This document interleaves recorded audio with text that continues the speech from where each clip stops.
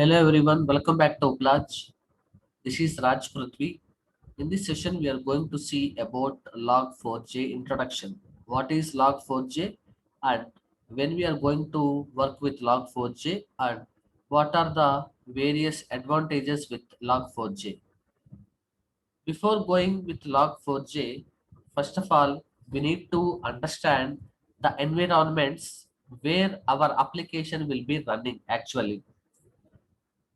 Then later we will understand what is log4j, what is logging, and what are the main components related to log4j. So our current discussion is what is an environment. It means when I say environment, it means the system where application is running with all the setup is called environment. Definitely, we are going to consider this environment when it comes to our real-time projects. The system where application is running with all setup is called environment. The system where application is running with all setup. So this is actually called environment. In this environment, we have different types. We have different types of environment. Types of environment. In this, we have development environment, we have QA environment, we have UAT environment, UAT, fourth one, production. So this is actually development, QA, UAT, user acceptance test, finally production. So these are the different types of environments available when you consider any project. Fine. When it comes to development environment, generally developer or programmer, they will write the code using some IDE tools like HTS, Eclipse, NetBeans, MyEclipse, etc. And at certain point of time, they will come up with some errors or some exceptions or some messages or some output related to that particular application. And whatever the output that is coming from this application, generally in the development phase, all the messages are displayed in console window. This is our developer machine. This is our developer machine.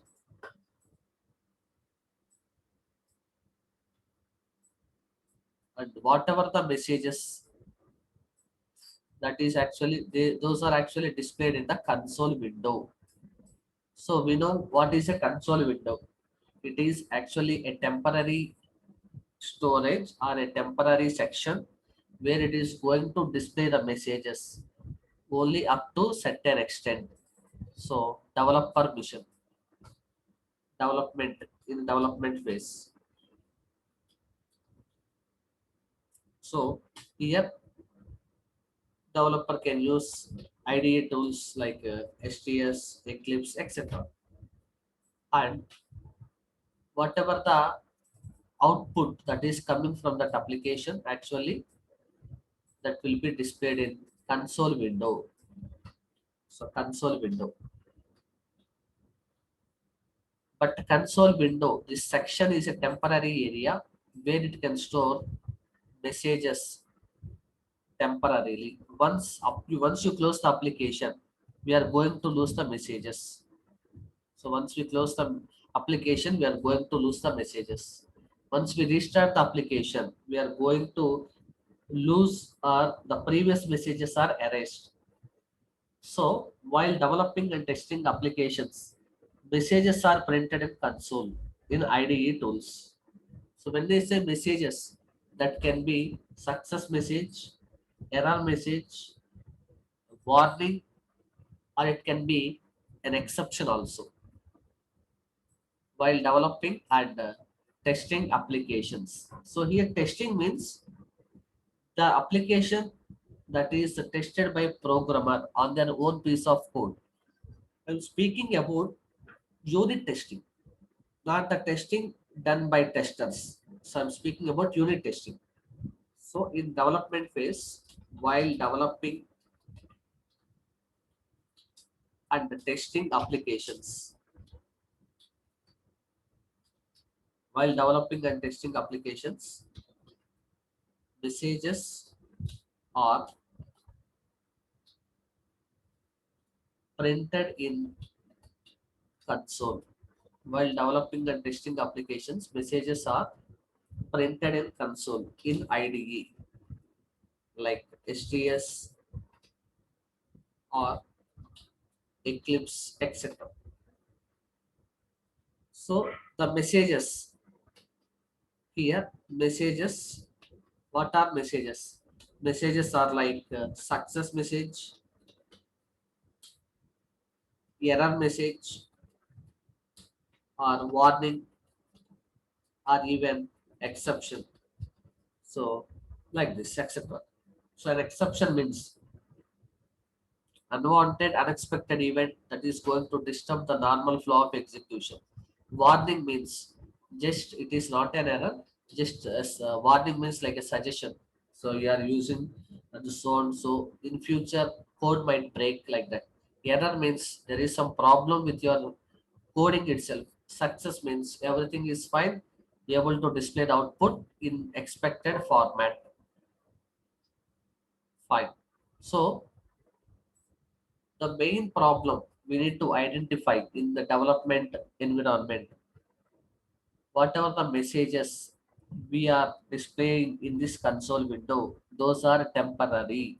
Once you restart the application, once we rerun this application, we are going to lose all the messages, and console window is not going to display all messages at a time. It is going to display last 100 lines or last 200 lines of messages. That's it. The two temporary area only.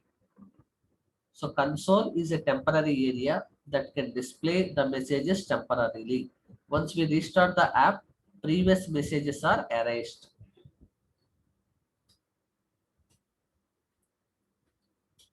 Console window is a temporary area that can display messages temporarily. That can display the messages temporarily. Once we restart the application, previous messages are erased. Fine. So here in the development, programmer generally go to console and they will check the output. If any errors, exceptions are there, again they will fix the code.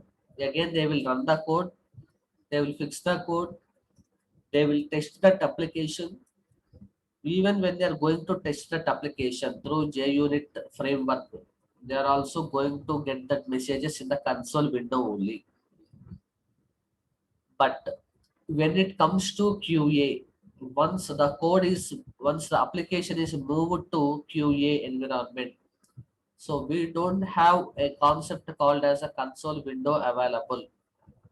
So QA means actual testers will come into picture. They are going to test our application in different environments, in different scenarios. Fine. In that case, we cannot think about the console window section or console area. UAT, user acceptance test. So before delivering the product to the particular client, the testing done by the client before delivering the product is actually called user acceptance test. So client is going to test our application. Client means the person who wants our project, to whom we are doing the project. That is called actually user acceptance test. Production means once the application is deployed in the server, once we deploy our application in the server, once the application is up and running, it means providing services to different users. End users is they are going to work with our application. So nothing but production mode. If you consider QA, UAT and production, we cannot think about the console area. So let me summarize this. Assume one phone pay application, phone pay or Google Pay. Let's say Google Pay application. One end user is there. He's working with the Google Pay. Google Pay app is available. Downloaded successfully from Play Store. Started working with the Google Pay app, and this end user actually trying to send some amount to their friend, to his or her friend. Some amount they are trying to send. So what happened? The amount successfully debited from their account. So amount successfully debited from their account, but not credited to their friend's account. Let's name them as Ajay. Ajay trying to send some amount to his friend. So let's assume 10,000. 10,000 rupees. Ajay is going to send amount to Vijay. Okay. What happened here? This person name is Vijay. So when Ajay is trying to send the amount to Vijay through Google Pay, what happened suddenly? Because of some problem, the amount got debited from Ajay's account, but the amount got debited from Ajay's account, but not credited to Vijay's account. And here to transfer the amount, Ajay is using Google Pay app. So how much amount? 10,000. Let's assume 10,000 debited debited from Ajay's account, Ajay's bank account, but not credited to Vijay. Not credited. 10,000 not credited. Debited, that's it, not credited to Vijay. So here what we will do. This is the most common thing when we use third party apps in order to transfer the amount. Most commonly seen error, most commonly faced problem, everyone as a part of our day-to-day activities. So what Ajay will do, Ajay is going to call or take the support of customer care. So Ajay is going to call a customer care or BPO, customer care support. So what customer care will do? Customer care is going to take the details from Ajay. So tell your contact number. Can you tell the transaction ID? Whenever you do any transaction online, whenever you do any payment online, definitely one transaction ID will be generated. So they are going to collect that customer details like mobile number, name, or transaction ID. Customer care or BPO people. So these customer care or BPO people, they are not going to solve the issue first because they are non-technical people. They are not aware of the things that are happened in our application. They are not aware of that application first. They are having basic knowledge. What is the tab? How to use the tab? That doesn't mean that they are developers. They're just going to take the issue, and what they are going to do. They will forward that issue. That is nothing but they are going to raise the ticket. They are going to raise the ticket to development team or supporting team. So whenever a project or application released in the market, definitely supporting team is available to fix the code, and maintenance team will be there to support end users. So if any end user is having any problem with their transactions, especially this kind of apps, so supporting team will come into picture. So development team, it depends on the company, either development team or support team. Development or support team, they will come into picture what they are going to do. But for these people, console window is not available. First of all, they cannot think about console area. So BPO or customer care, they are going to raise one ticket. So they cannot think about issue is or issue is forwarded to development team. That is nothing but they raised one ticket.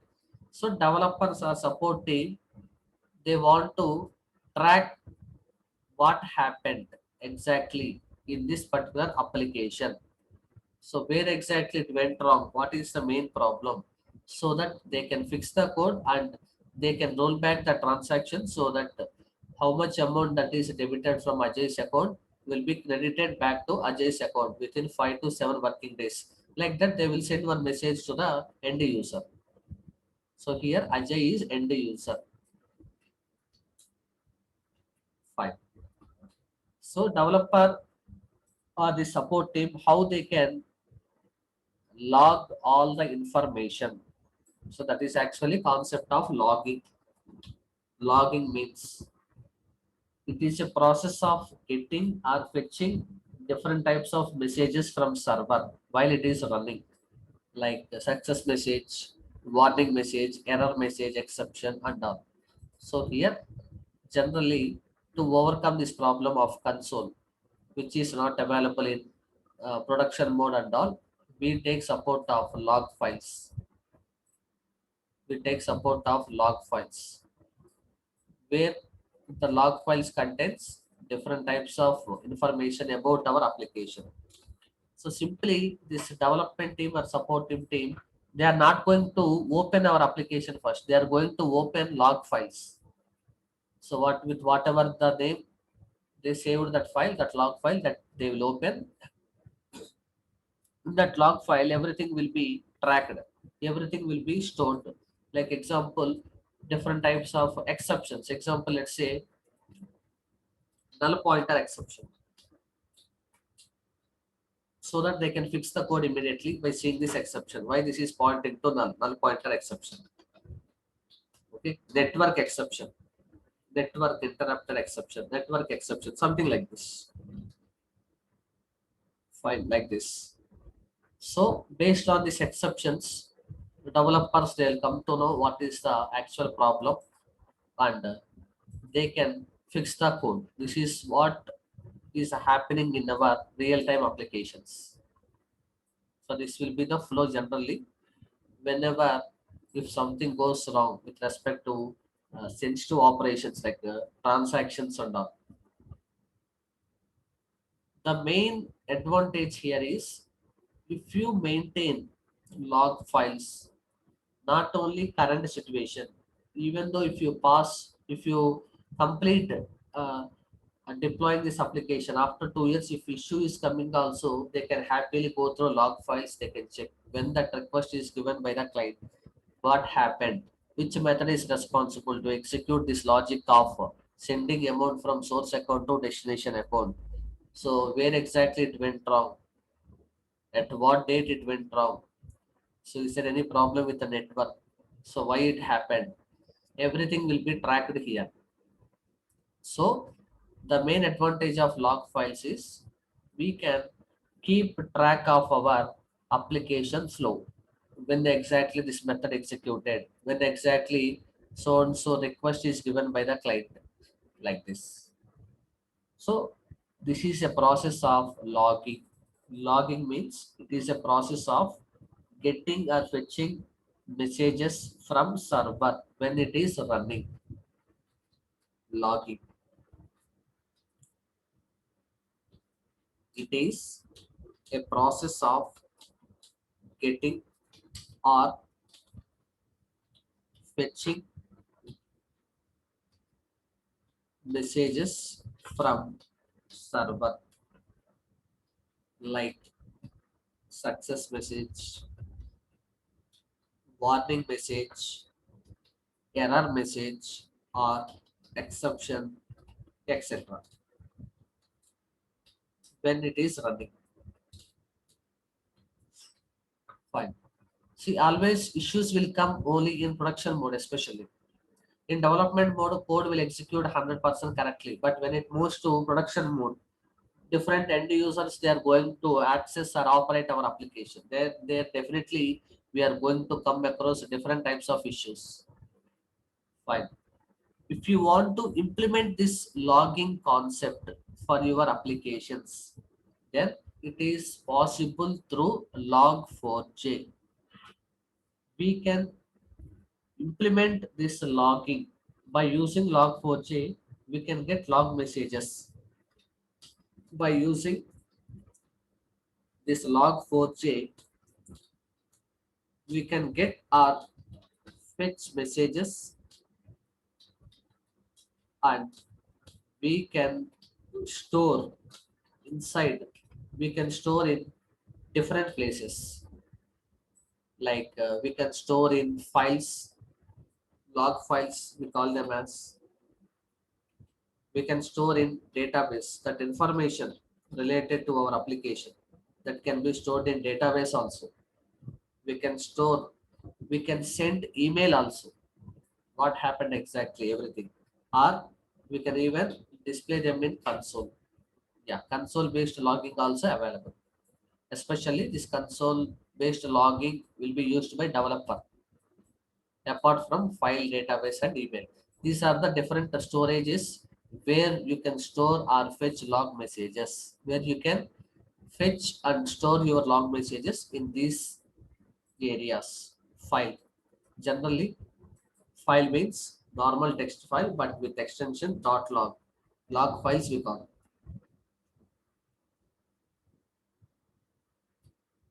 Database means any backend database you can use. You can integrate with any backend database so that all this information will be stored in that backend database. Email, you can trigger or raise one mail. That is actually concept of mailing. You can send one mail, or even we can use console based logging. Mostly developers will use this. So Log4j, it is a small build tool, not a build tool. It is a small logging tool. Under tools concept only, Log4j will come. Log4j is a logging tool used to track application flow. Log4j is a logging tool used to track application flow. It is a reliable, fast, and flexible logging tool for Java. So to understand this Log4j concept, how to work with this Log4j and all, there are three important components in this Log4j. Log4j components. There are three important Log4j components we need to understand here. One is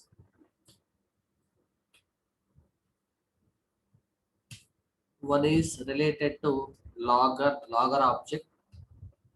What is logger? It is one of the object.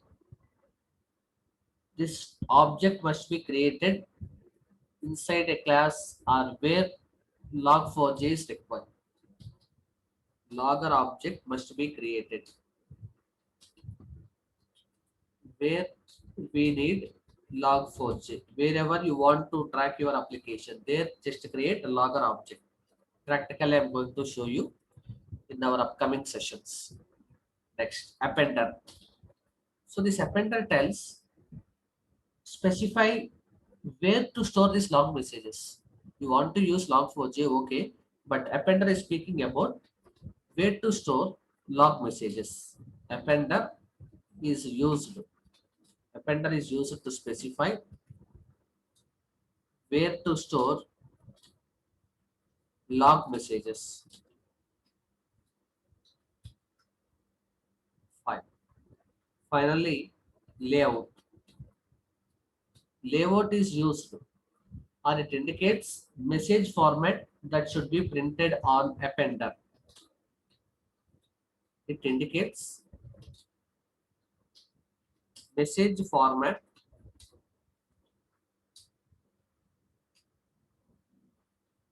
that should be printed on appender. So these are the major components in log4j. In our next session, I'm going to discuss these three components practically so that you can get even much clarity about log4j.